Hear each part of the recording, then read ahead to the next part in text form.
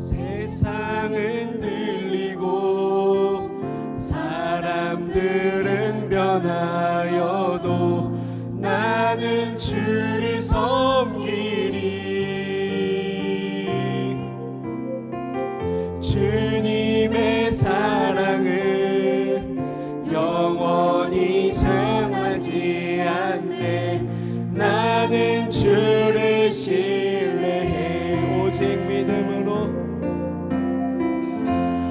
오직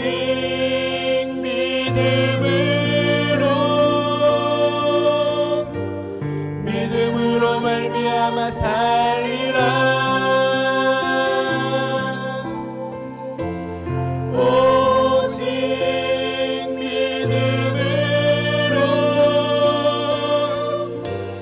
믿음으로 내가 살리라. 믿음은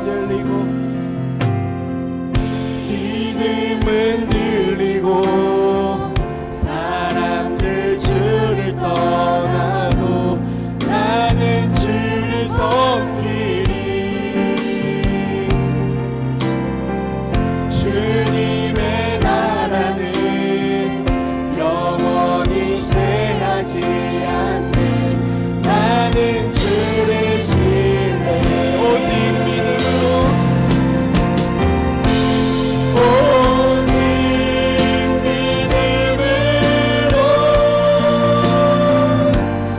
믿음으로 내가 살리라. 오직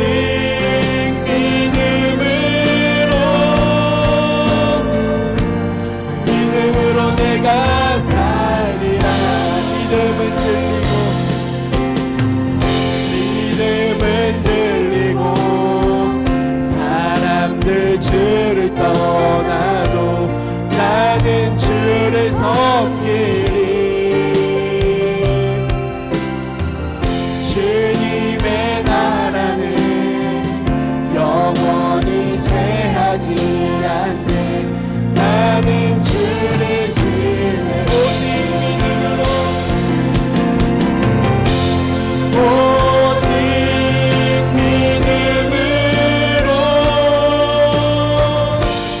믿음으로 내가 살리라.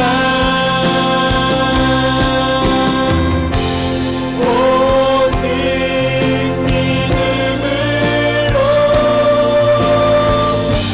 믿음으로 내가 살리. 오직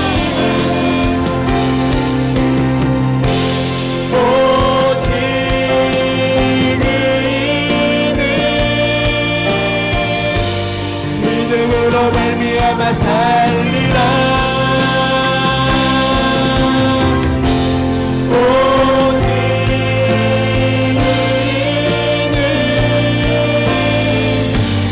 믿음으로 말미암아 오직 믿음으로.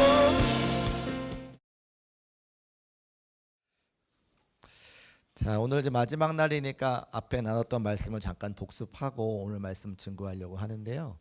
근데 이제 오늘 말씀이 끝나는 게 아니고 로마서가 사실은 굉장히 더 뒤에 많이 있잖아요. 그래서 언젠가 또 오늘 이제 긴고란 기도회 했던 말씀 포함해서 또 로마서 강의 말씀을 전하겠습니다만, 오늘 내용하고 조금 마무리 못한 게 있어요.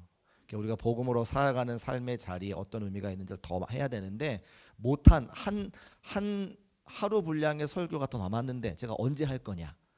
초하루 기도회 때 9월 초하루 새벽 기도회 때 마지막 딱 할 테니까 오셔야 돼요. 화장실 갔다가 안 닦아 나오면 좀 뭐가 좀 이렇게 찜찜한 것처럼 말씀을 딱 듣고 맞춰야 되는데, 그죠? 딱 오늘 딱 하는 걸로 못 맞히니까 초하루 새벽 기도회 9월달 기억하시고, 9월달은 계속 새벽마다 로마서 말씀 강의하게 돼 있는 스케줄인데, 그 첫 시작을 제가 말씀 쭉 정리하고 오늘 말씀에 이어서 딱 정하고 마칠 테니까 여러분 기억하시고 초하루 기도회까지 함께 해주시기를 주의 이름으로 부탁을 드립니다. 첫째 날 복음에 대한 말씀 전했는데요. 복음은 하나님의 복음이다. 로마 황제가 다스리던 시대에 로마 황제로 인해 잘 먹고 잘 살았지만 사도 바울이 말하는 복음은 무엇이냐면 로마 황제의 복음이 아니라 하나님의 복음입니다. 하나님의 우리 인생의 주인 되시고 우리의 모든 삶을 지키시고 인도하시는 분이 바로 하나님이시다. 그래서 하나님의 복음이라고 하는 단어를 썼고 그 복음은 예수 그리스도의 능력. 그래서 복음이 뭐냐? 누가 나에게 질문하면 예수님이 복음이야. 예수님의 이름의 능력이 복음이야 이렇게 말할 수 있는 저와 여러분 되시기를 주의 이름으로 축복합니다. 그게 첫날의 메시지였고 둘째 날은 그 복음을 들은 사도 바울이 변화가 됐죠. 잘 아시는 것처럼 원래 사도 바울은 예수 믿는 사람들 잡아다가 옥에 가두고 또 스데반 집사님 같은 분은 막 돌로 쳐서 죽였던 사람이 사도 바울이잖아요. 근데 그 사도 바울을 다메섹 도상에서 예수님께서 마치 핀셋으로 딱 집어가지고 그를 건져 올려서 이방의 빛으로 사용하시는 그 하나님의 은혜를 우리가 함께 보았습니다. 그래서 사도 바울이 자신 스스로를 뭐라 그러냐? 종이라고 그랬어요. 내가 귀를 스스로 뚫어서 그 예수 그리스도의 은혜에 너무나 감사하여 하나님의 구속에 너무 감사하여 내 귀를 스스로 뚫고 내가 예수 그리스도의 종이 되겠노라 이야기했던 예수님의 종. 그리고 사도로 부름받았기 때문에 마치 미국 대사가 우리 대한민국을 대표해서 여러 가지 미국의 일을 같이 하는 것처럼 하나님의 복음을 들고 이방의 빛이 되어 복음을 증거하는 사도로 부름받은 자다. 그 일을 위해서 하나님께서 사도 바울을 태중에 있을 때에 택정하여 불렀다라고 하는 사실을 제가 말씀을 드렸습니다. 사도 바울이 자신이 그 복음을 듣고 변화된 것을 이제 고백을 하는 거죠. 이게 둘째 날 메시지였습니다. 셋째 날 메시지는 뭐였냐면 그 복음을 받은 사람들은 십자가의 구속에 있는 사람들은 나를 돌아보는 것이 아니라 주변 사람들을 돌아보게 되었다고 시선이 변한다고 말씀을 드렸거든요. 그래서 많은 사람들을 바라볼 때 첫 번째 감사하게 되고 두 번째 그들을 위로하고 격려하게 되고 세 번째 위로하고 격려하는 거 세상에서 다 할 수 있으니까 중보기도 하게 되고 함께 교회를 이루어서 건물이 지어지는 것처럼 함께 성장하는 것을 원하고 그 사람이 열매를 맺기 위해서 내가 희생한다 이런 말씀을 드렸습니다. 다 사도 바울의 고백이거든요. 그리고 복음이 뭐냐? 지난 어저께 말씀드린 건데 과거적 구원이 있고 현재적 구원이 있고 미래적 구원이 있다 말씀드렸습니다. 과거적 구원을 칭의 우리가 다 여기서 예배드릴 수 있는 거는 하나님께서 우리에게 먼저 구원의 은혜를 주셔서 하나님의 자녀가 되었기 때문에 우리가 다 그 구속의 은혜로 예배드릴 수 있다 말씀을 드렸어요. 칭의, 과거적 구원. 그리고 우리가 하늘나라 갈 때까지 이 땅의 삶에서 뭘 해야 되느냐? 성화, 거룩한 모습으로 변화가 되는 것을. 그런데 사람들마다 다 차이가 있다 그랬습니다. 어떤 분들은 말씀으로 90% 차 있는 분이 있고 어떤 분은 말씀으로 10% 차 있는 분이 있으니까 서로 이해하고 격려하고 도와주자. 제가 이런 말씀 드렸고요. 그리고 영화, 예수님께서 재림하시든지 내가 하늘나라 가든지 그 미래적 구원. 그러니까 우리는 너무나 안타깝지만 칭의, 의롭다 하나님의 자녀로 구원받은 다음에 하늘나라로 바로 가면 우리가 마음에 부대낄 일이 없어요.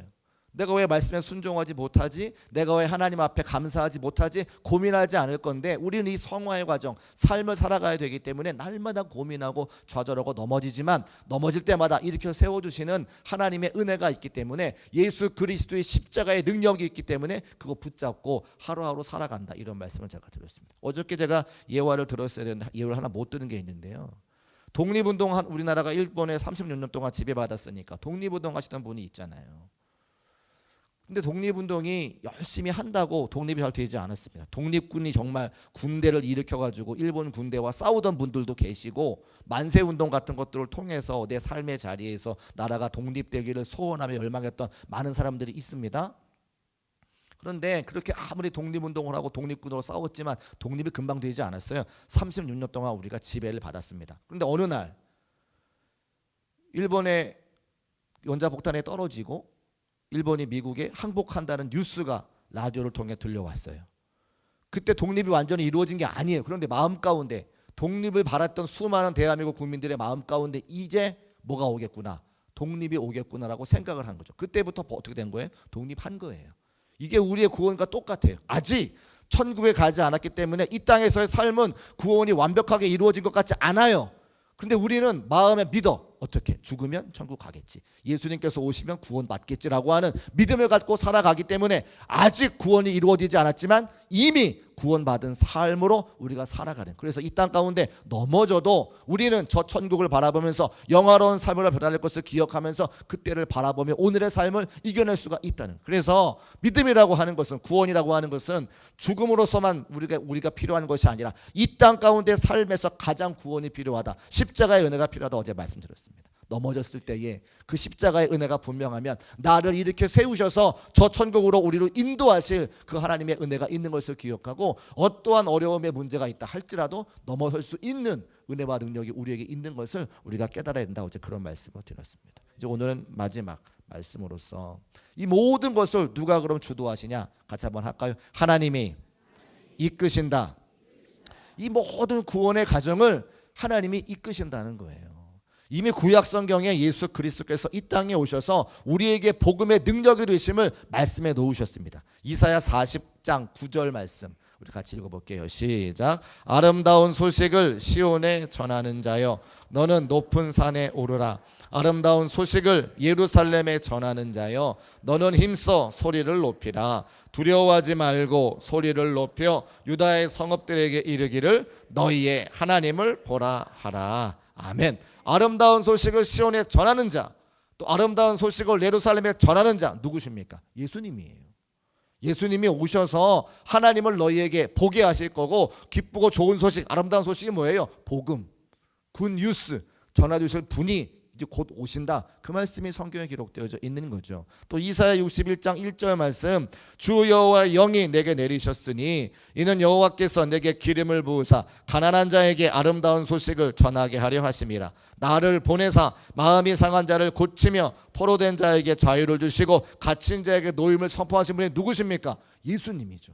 그 예수님이 오실 거라고 구약성경에 기록해 놓았잖아요. 그리고 실제로 그 예수님이 오셔서 우리 모두에게 기쁨과 위로와 소망이 된 것을 믿으시기를 주의 이름으로 축복합니다. 그 구원이 뭐예요? 구약성경에 약속해 놓은 그것을 하나님이 실제로 이루셔서 이 땅 가운데 예수님이 오시사 그 예수님을 통하여 우리가 구원받은 것, 그걸 고백하는 게 믿음이고 그 사실이 구원인 것을 말씀을 통해 알 수가 있는 거예요. 그래서 다른 누군가가 우리에게 구원이 뭐냐라고 이야기하자면 5분짜리로 설명할 수도 있고 한 문장으로 설명할 수 있는 거예요. 5분짜리로 설명하려면 과거적 구원이 있고 현재적 구원이 있고 미래적 구원이 있고 칭의, 성화, 영화, 또 일본구 막 이런 얘기하면서 막 설명하는 거죠. 그 5분짜리 설명인 거죠. 간단하게 그럼 한 문장 설교하는 뭡니까? 복음이란 하나님이 계획하시고 예수께서 오셔서 우리를 십자가에서 구원하시사 자유롭게 하나님의 자녀가 되게 한 것이 그게 구원이다 말씀하시면 되는 거예요. 말씀하실 수 있으세요? 있으세요? 아유 다시 해야겠네. 긴구라기도 긴구라기도 다시 해야겠네. 아니 왜 마음에 확신이 없으세요? 말씀하실 수 있으세요? 있으세요? 말씀하셔야 돼요. 그게 우리 구원이에요. 구구단 다 아시죠? 구구단 다 아시죠? 1은 2, 2는 4, 2, 3은 6, 2, 4 어떻게 다 아세요? 나이가 70, 80인데 어떻게 다 외우세요? 초등학교 때 엄청 했거든. 초등학교 때 수만 번 했거든. 그러니까 지금도 기억나죠? 구원도 똑같아요. 구원도 계속해서 이야기하는 거예요. 내가 믿는 그 하나님에 대한 말씀을 계속해서 반복해야, 계속해서 뭐 해야? 반복해야 누가 옆구리 쿡 찌르면 나오는 거예요. 그 반복해야 돼요. 중요한 건 반복하는 거예요. 맞습니까? 아유 다음 주에 김구랑기다 또 해야겠다. 계속해서 반복해서. 구원이 우리가 믿는 하나님의 능력이 그것인 것을 우리가 알 수 있어야 된다고 하는 거죠. 그래서 복음이란 성부 하나님께서 시작하셨고 예수 그리스도에 의해 완성된 기쁜 소식. 근데 그 사실을 알게 하기 위해서 성령님을 통하여 날마다 우리가 깨달아 알 수 있도록 하나님께 놓으셨다 이렇게 설명할 수 있다는 겁니다. 그런데 이렇게 해놓고 그냥 끝나면 문제가 있는 것이 제가 어저께 잠깐 말씀드렸습니다만 칭이 하나님의 자녀가 됐는데 성화의 과정에서 날마다 우리가 헷갈리는 게 있어요. 고민하는 게 있다는 거예요. 말씀을 듣고 순종하기를 원하는데 하나님의 구속의 은혜가 너무 감사하고 죄악의 문제를 해결해 주시고 하나님의 자녀가 너무 감사한데 내 삶의 자리에서 하나님의 은혜가 감사한 것과는 반대로 자꾸만 주의 말씀에 불순종하고 교회를 멀리하고 싶어지고 하나님의 말씀이 읽어지지 않는 그런 삶도 있다는 거예요. 왜 그런가? 칭의는 하나님이 의롭게 해주시는 것은 선물이라 그랬으니까 우리가 뭘 하지 않고 전적인 하나님의 선물로 받은 건데, 그럼 내가 그 구원을 계속 유지하기 위해서 하늘나라 가기 위해서 내가 열심히 예배드리고 말씀 보고 기도하고 열심히 헌신하고 헌금하고, 근데 그게 구원이, 우리가 생각하는 구원이 아니라는 것을 제가 말씀드려요. 오늘 굉장히 중요한 겁니다. 자, 은혜는 값없이 주어지는 것이죠. 하나님의 선물이니까. 맞습니까? 그 다음에 내가 열심히 신앙생활 해야 됩니까? 아니에요. 제가 해보니까요, 열심히 신앙생활 하는 게 아니라 열심히 신앙생활 하게 되더라는 거예요. 자연스럽게. 자, 무슨 말씀이냐, 우리 교인들이 쓰는 말들 중에 하나님의 말씀을 가지고 열심히 살아낸다, 이런 표현을 해요. 은혜 받았으니까 말씀으로 살아낸다. 그렇게 말씀하시는 분들 제가 알겠는데, 은혜가 충만하다는 뜻인 건지 알겠는데 표현을 잘못됐죠. 왜 잘못됐냐면, 살아낸다라고 할 때에 내 의지가 거기에 포함되어 있어요. 내 주장이 거기에 포함되어 있어요. 살아낸다가 아니고요, 사라지는 거예요. 저절로. 은혜가 충만하니까 내가 살아내려고 애를 바둥바둥 쓰는 게 아니라 그렇게 하고 싶은 거예요.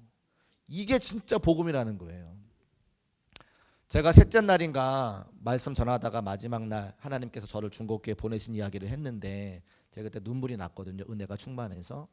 제가 무슨 말씀 드렸냐면, 저는 이곳에 하나님의 말씀을 전하러 왔기 때문에 말씀 준비하는 게 참 기쁘고 행복하다. 그게 내 사명이기 때문에. 그런데 말씀을 준비하는 그 과정은 행복하지가 않아요. 왠 줄 아세요?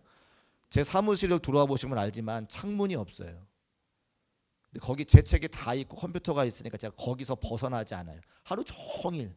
새벽 끝나면 6시 반인데 기도하고 마치면 6시 반부터 7시 반까지 아이들 태워다 주는 7시 반까지 하고 1시간 기도하고 말씀 보고 묵상하고 설교 준비하고 아침 먹고 돌아와서 9시 반부터 5시 반까지 거의 계속 앉아 있어요. 365일. 제가 월요일도 나와요. 그 과정이 쉬울까요? 기쁠까요? 좋지 않아요, 여러분. 근데 그게 제가 억지로 하냐? 억지로 하는 게 아니라 그러고 싶은 거예요. 월요일 날 쉬는 날인데 사모님하고 점심 먹고 차 마시고 들어와서 하루 종일 거기 앉아가지고 일주일 내내 설교 준비해. 그게 여러분 누가 시킨다고 되는 일이에요? 억지로 안 되는 일이거든요. 제가 좋아서, 그게 기뻐서 자연스러운 거예요. 그래서 그게 살아내는 게 아니라 사라지는 거예요. 할렐루야. 이거 아시겠어요? 이 차이를? 내가 하나님의 은혜가 충만하면 내가 예배하고 찬송하고 헌물하고 내가 가서 사역하는 게 저절로 되어져. 못해서 안타까울 정도지 누가 시켜가도 되는 게 아니라 너무 그 은혜와 사랑이 감사하니까 뭐라도 하고 싶은 거예요. 코로나 때에 절에 섬기던 교회 권사님이 사업하시던 분들 수입이 없어졌어요.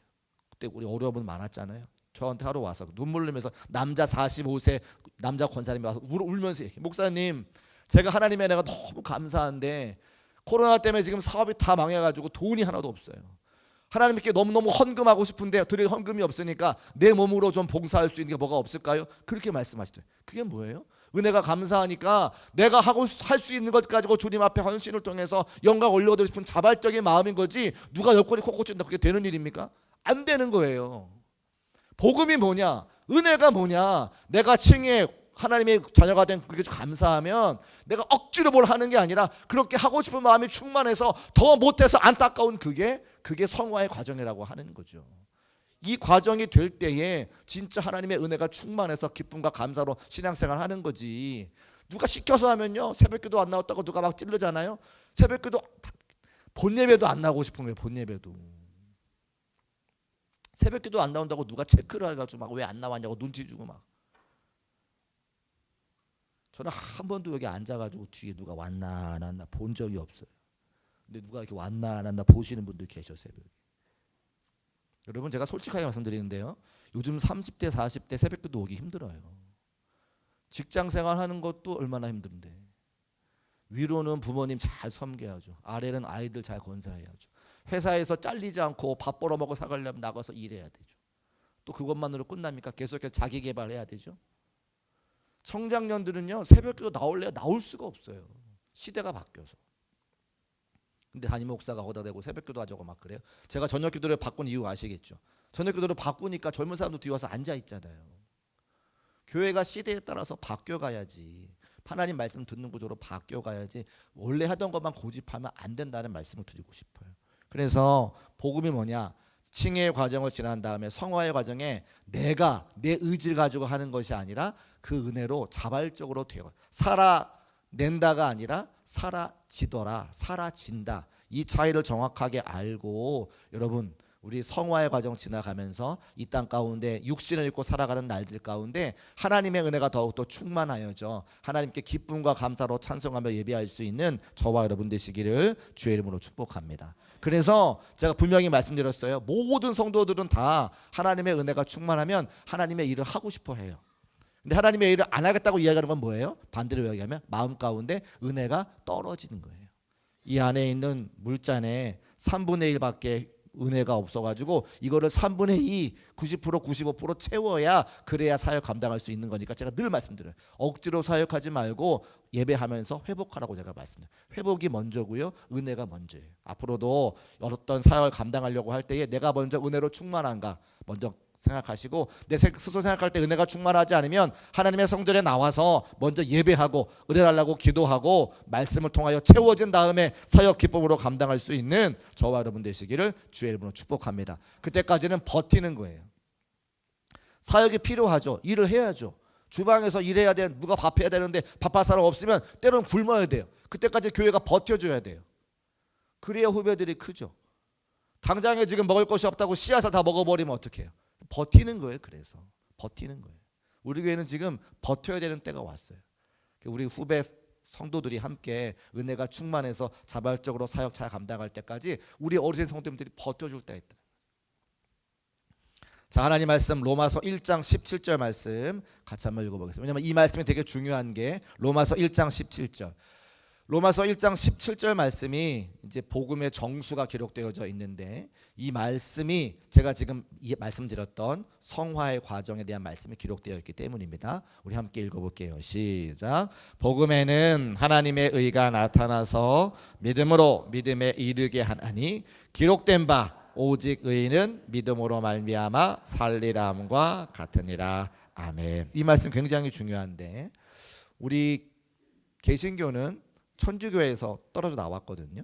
천주교에서 마르틴 루터 목사님께서 95교조 반박문을 로마 가톨릭 교회에다 딱 붙이고 그다음에 당신들과 같이 믿음 생활하지 않겠다고 떨어져 나온 게 개신교예요. 근데 그 로마 가톨릭에서 떨어져 나올 때에 마르틴 루터 목사님이 어떤 말씀으로 변화가 됐느냐? 저 로마서 1장 17절 말씀을 읽고 변화가 되었죠. 두 가지 포인트가 있는데 복음에는 하나님의 의가 나타났다라고 하는 부분이고 믿음에서 믿음으로 이르게 하나니 이 두 가지가 굉장히 중요한데 오늘은 시간이 많지 않아서 저 앞에 있는 부분은 복음에는 하나님의 의가 나타났다 부분 말씀드리고 다음 월요일 날 새벽기도 시간에 이제 믿음에서 믿음으로 이르게 하나니 이 부분 말씀드리려고 하는 겁니다. 자, 첫 번째 복음에는 하나님의 의가 나타났다가 왜 중요하냐면 그러면 복음에 하나님의 의인 거죠. 복음이 하나님의 의인 거예요. 그런데 하나님의 의를 우리가 두 가지로 설명할 수 있는데 하나님의 의를 첫 번째로 하나님의 공의로운 성품으로 생각하는 게 있고 두 번째는 하나님의 공의로운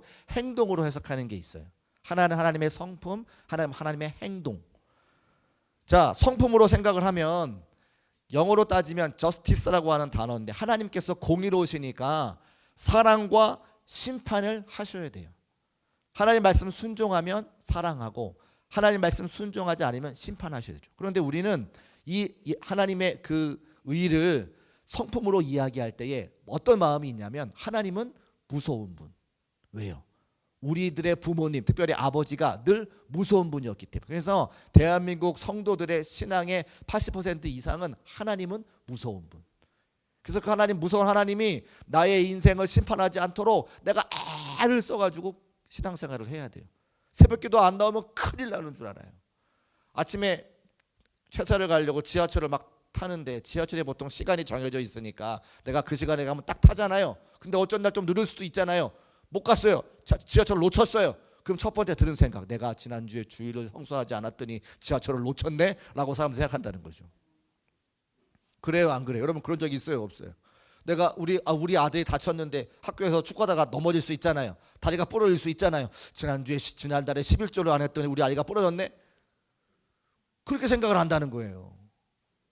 여러분 생각해 보세요. 하나님이 그런 하나님이세요? 여러분이 믿는 하나님은 그런 하나님이에요? 아니요. 근데 그렇게 생각했었잖아요. 교회에서 그동안 그렇게 알려줬다는 거예요. 정죄하고 심판하고. 근데 그러면 솔직하게 말할게요. 목사는요, 성도님들을 이렇게 교회로 오시게 하기가 편하지. 편해요. 11조 하라고 말씀드리고 기도하라고 편하지. 근데 그게 복음적이진 않는 거예요. 말씀에 맞는 건 아니라는 거군요. 왜? 하나님은 그런 분이 아니시니까. 우리가 믿는 하나님은 그렇게 째째한 하나님이 아니에요. 근데 그렇게 오해를 한다고요, 성도들이. 왜? 잘못 가르치기도 하고 우리의 아버지가 무서웠기 때문에 하나님은 심판하시는 두려운 분이라는 생각만 가득한 거예요. 아니요, 하나님은요 사랑도 하시고 심판도 하시는 분인 것을 믿으시기를 주님 축복합니다. 그런데 하나님이 더 사랑이 많으시고, 왜 심판하시느냐? 심판이 없으면 이 사랑이 빛나지가 않기 때문에 그래요. 동전의 양면과 마찬가지로 이쪽 면이 있어야 뒷면이 있어야 이 동전이 하나가 되는 것처럼 사랑과 심판이 함께 있어야 사랑이 되는 거예요. 홍수 때 비가 많이 오죠. 그럼 사람들이 뭐라 그래요? 아유, 비 그만 오고 해가 났으면 좋겠네. 여러분, 해만 계속 나면 어떻게 되는 줄 아세요? 사막이 돼요. 비가 오지 않고 해가 계속 나면 사막이 돼요. 지금 강릉에 비가 안 와가지고 물 부족하다 그러죠. 한 달만 비 안 오면 물 부족한 겁니다. 그럼 반대로 해가 쨍쨍 났을 때 우리가 비 오면 좋겠다고 얘기하죠. 비만 계속 오면 뭐가 돼요? 홍수가 나는 거죠. 그래서 동전의 양면처럼 사랑과 심판이 함께 있어야 되고 비와 해가 함께 있어야 되는 거예요. 맞습니까? 하나님이 그래서 공의 하나님이라고 이야기할 때 하나님의 심판과 사랑이 같이 있고, 사람들을 심판할 때 그 심판이 무서워서 하나님의 말씀으로 돌아오게 하시는 그 공의 하나님이라는 뜻이 바로 그 뜻이에요. 심판에 사람을 죽이려고 하는 게 아니라 글로 가지 말고 이쪽으로 돌아오러 가시는 하나님의 방법이라고 하는 거죠. 그런데 하나님의 의라고 이야기할 때에 하나님의 성품만 강조하면 사람들이 오해해서 심판하리만 안다는 거예요. 그래서 선주교회에서는 어떡합니까? 자기를 스스로 고행을 하는 거죠. 여러분 잘 아시는 것처럼 신부님들은 결혼하지 않잖아요. 그런데 남자기 때문에 성욕이 들끓어요. 그래서 어떻게 하는 줄 아세요? 여기를 막 허벅지를 막 이런 못으로 막 찔러가면서 막 해요. 근데 그게 참아질 수 있냐고요. 사람의 본능이라고 하는 게. 그래서 그렇게 고행을 해가지고 수도원에 들어가서 신앙생활을 그렇게 한다는 겁니다. 왜? 그게 하나님을 기쁘시게 하는 거고 생각하니까. 그런데요, 많은 사람들이 고백하듯이 또 많은 역사의 자료나 성경의 자료에 율법은 우리를 어떻게 합니까? 우리가 그 율법을 다 지킬 수 없는 것만 우리한테 말해줘요. 아무리 사람이 노력하고 고행하고 수도를 쌓는다 할지라도 하나님의 의에 나갈 수 없고 하나님의 말씀에 온전히 순종할 수 없는 것을 고백하는 것 말고는 율법은 소용이 없다는 거예요. 율법을 지킬 수 있는 사람이 아무도 없다는 거예요. 믿으십니까? 율법을 지켜보려고 애를 써보세요. 지켜줄 수 있나? 안 지켜져요.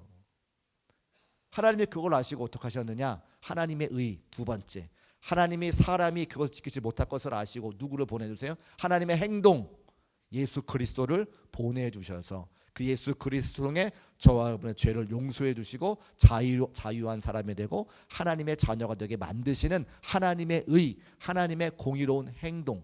그래서 하나님의 의를 생각할 때에 성품이 아니라 행동으로 생각하고 하나님이 우리를 이 땅 가운데 예수 그리스도를 보내주신 그 행위를 믿고 받아들이는 사람은 내 의가 아니라 예수 그리스도의 보혈의 은혜로 구원받아 하나님의 자녀가 된 것, 이걸 고백하는 게 믿음이고 구원인 것을 믿으시기를 주의 이름으로 축복합니다. 내가 할 수 있는 건 아무것도 없다는 거예요. 내가 해봤자 다 뭐예요? 죄라는 거예요.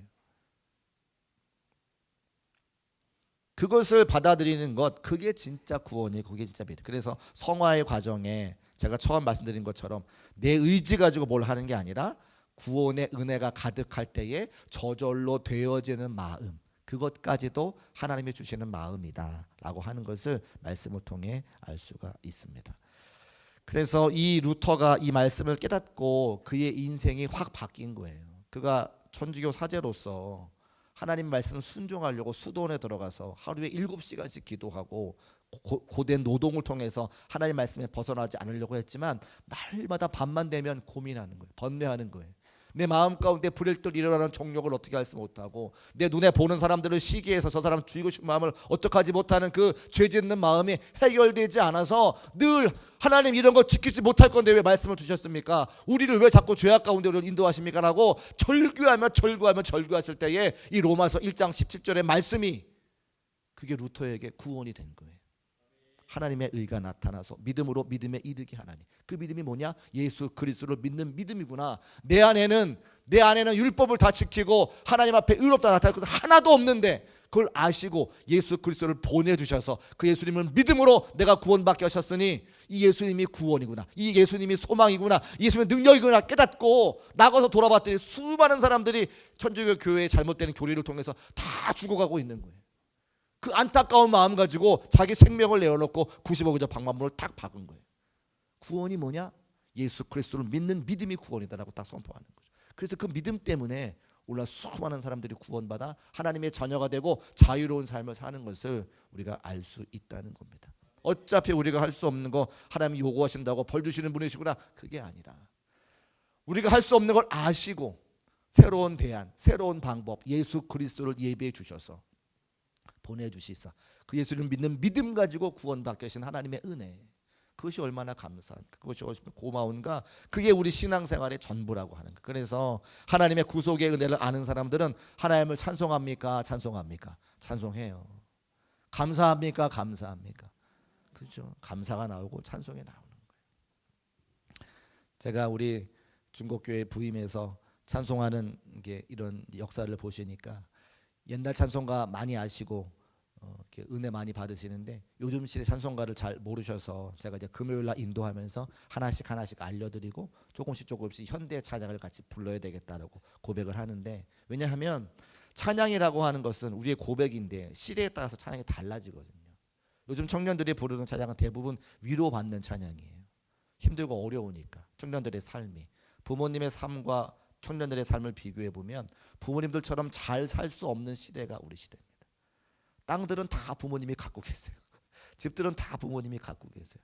또 회사에 취직하려고 해도 경력 있는 사람들을 뽑지, 일 잘하는 사람들을 뽑지, 처음부터 가르쳐서 그 수준에 올라올 때까지 회사가 기다리지 않는다는 거예요. 또 회사에 들어가면 뭐합니까? 50대면 다 은퇴하는데. 청년들의 삶은 지금 고백이 위로받는 찬양밖에 없죠. 그 찬양 중에 이런 게 있어요. 나를 부르신 주가 이루어 주시네. 잠시 넘어지더라도 붙잡아 주시네.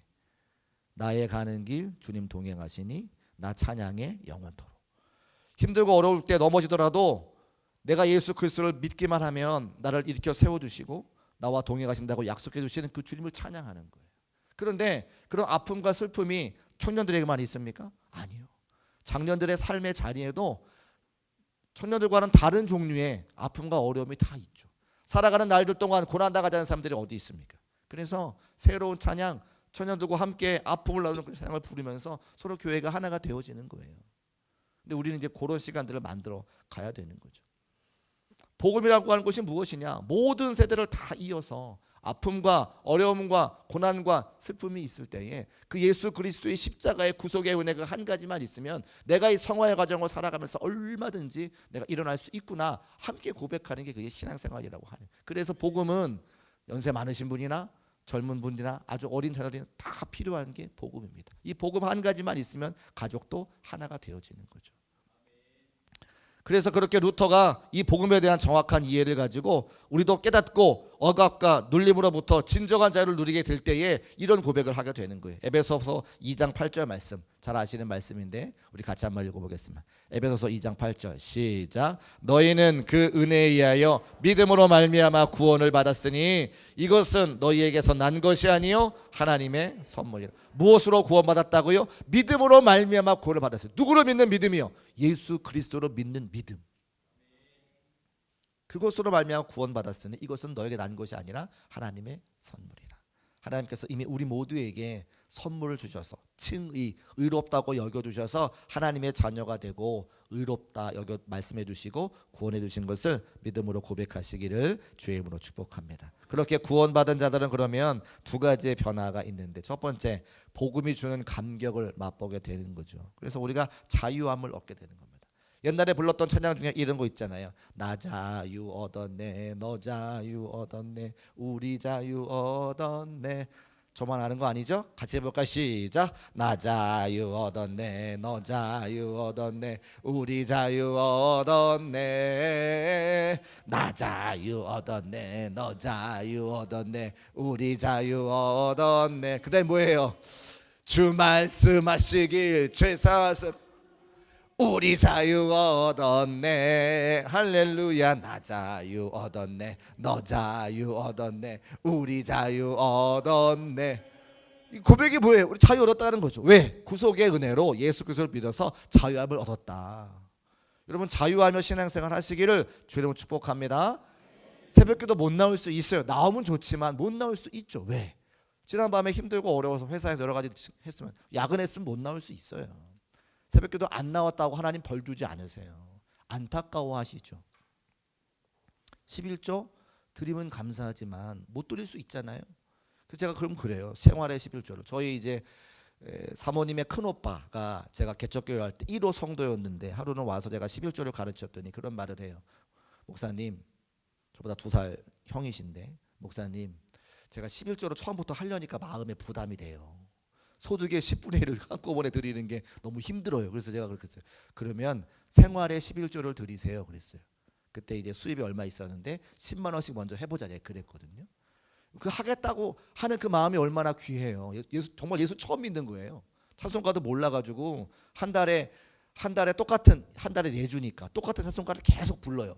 하나 익숙하면 넘어가. 그 다음 달에 부르면 또 몰라. 그래서 계속해서 정말 예수를 처음 믿는 사람인데 11조를 제가 설교했더니 11조를 하겠다고 했는데 처음부터 10분의 1은 못하니까 조금만 하겠습니다. 그래서 그 마음이 너무 귀하니까 그러면 10만 원만 하세요. 이렇게 시작하는 거예요. 그분이요. 나중에 제가 전회교회 섬길 때에 전화가 연락이 왔어요. 웬일이세요? 그랬더니 이제 원래 처가는 좀 부담스럽잖아요. 저만 그런가요? 여기 사위분들 다 안 그래? 처가 좀 부담스럽지 않으신가요?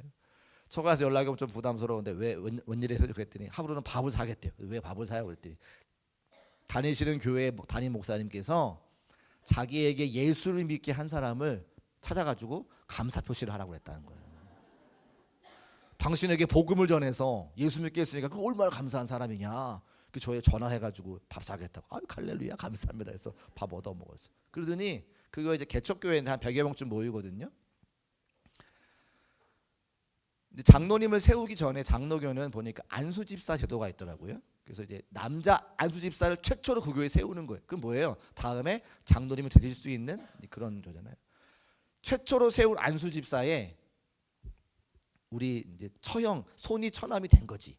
근데 거기서 투표를 하는데 3분이 안수집사가 됐는데 2분은 남자고 1분은 여자분인데 여자분은 이제 권사님으로 끝난대요. 장로교는 여자 장로님이 없어져가지고 여자분은 여자 권사님으로 끝나고 남자 2사람이 앞으로 장로가 될 건데 투표를 했는데 이 2분은 개척교회 멤버고 저희 손이 처남은 나중에 들어갔어요.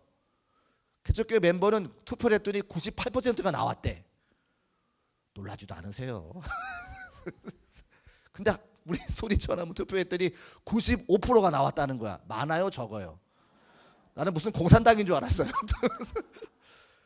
그런데 95% 됐다고 그 3% 누구냐고 막 따져. 그래서 내가 막 실망을 해. 이제 그랬어요. 아니 나중에 들어간 개척교회 초기 멤버도 나중에 들어간 사람이 95% 받으면 많이 받은 거라고 제가 설명해 드렸거든요.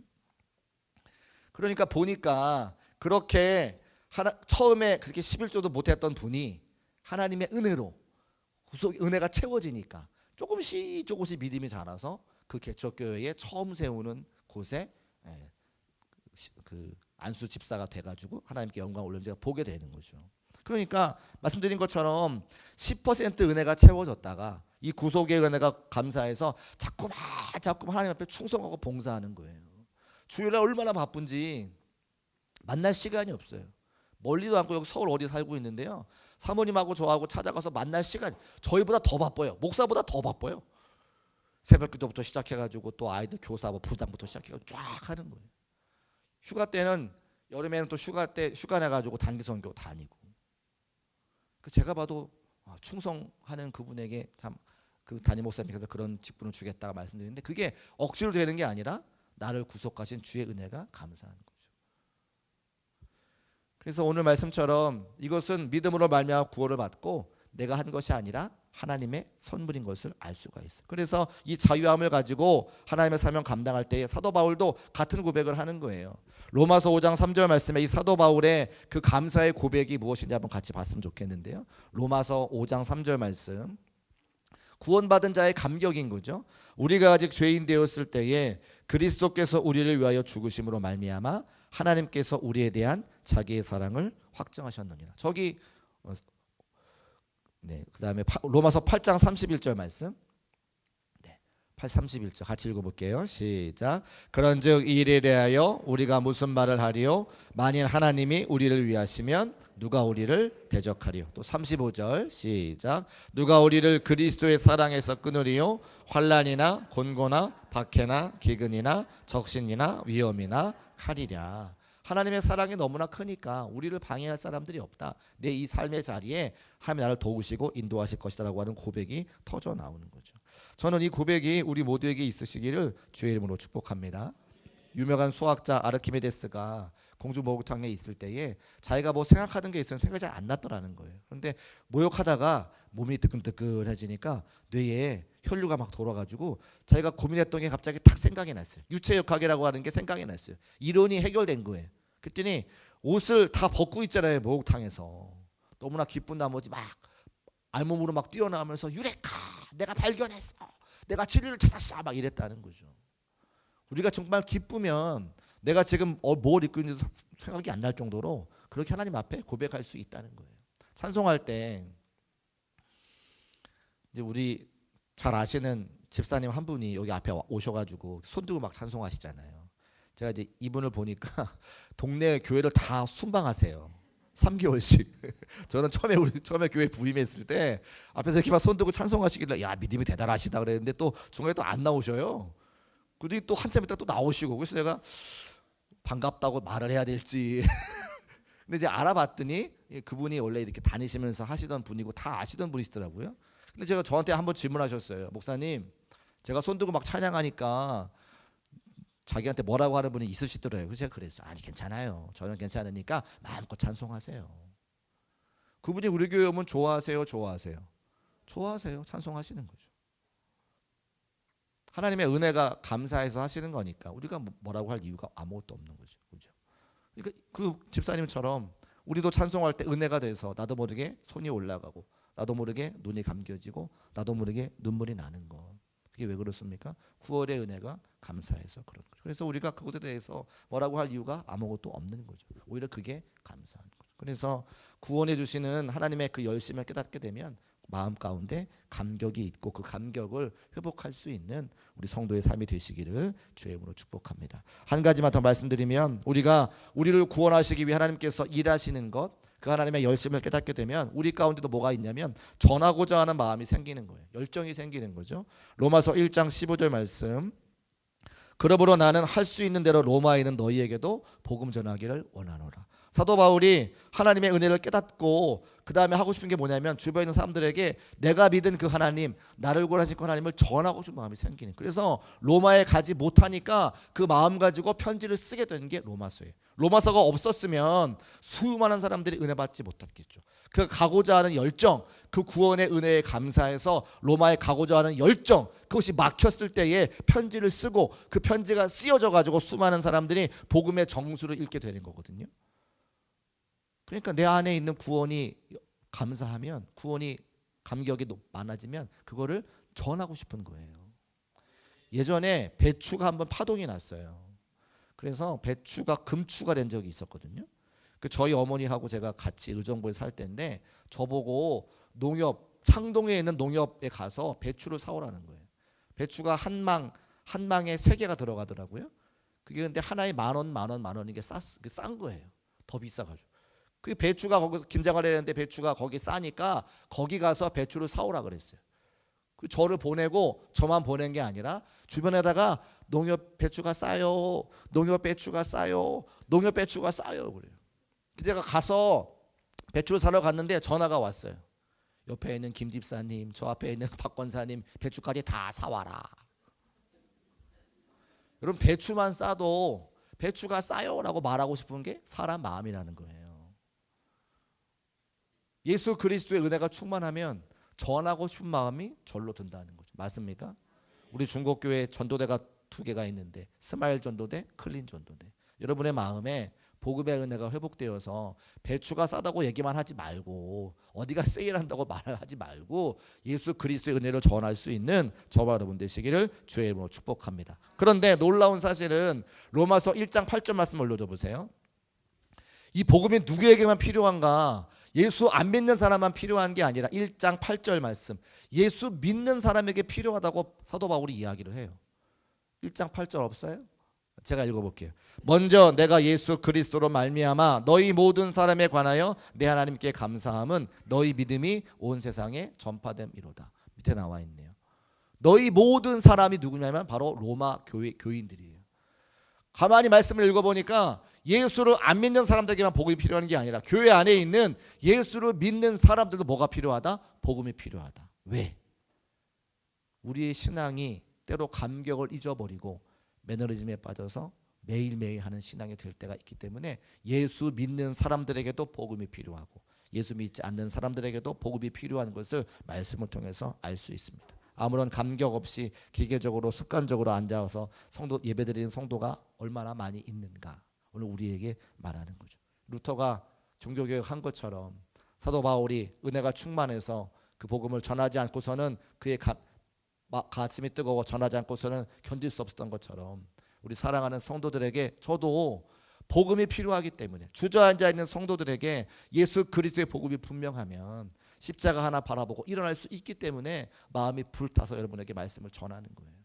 여러분이 저를 아시겠지만 제가 이번 한 주간 동안 얼마나 기쁨과 감사로 말씀을 전했는지 몰라요. 말씀을 전하는 저도 너무 감사하고요. 듣는 여러분의 표정도 은혜가 되는 걸 제가 알겠는 거예요. 왜 그러냐? 이게 복음이기 때문에, 이게 하나님의 은혜이기 때문에 그런 거죠. 말씀이 은혜가 되고 말씀의 능력인 것을 믿으시기를 주의 이름으로 축복합니다. 그래서 우리가 예수 안 믿는 사람에게도 복음을 전해야 되지만 예수 믿는 우리들에게도 그 십자가의 구원의 은혜와 능력이 회복되어져야 되기 때문에 복음이 필요하다. 구원이 필요하다. 맞습니까? 오늘 이 말씀 붙잡고 함께 기도할 수 있는 저와 여러분 되시기를 주의 이름으로 축복합니다.